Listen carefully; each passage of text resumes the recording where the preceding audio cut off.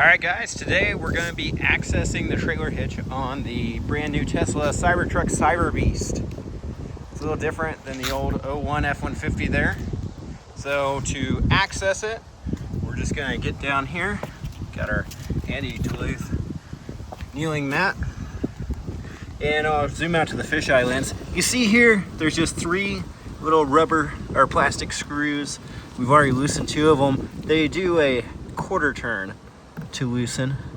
Once you get them all loosened completely, this fascia or cover is going to pop right off, and then you've got access to your trailer hitch.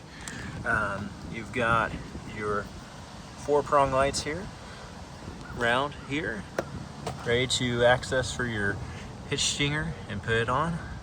Hope that video is beneficial to you and have a great day.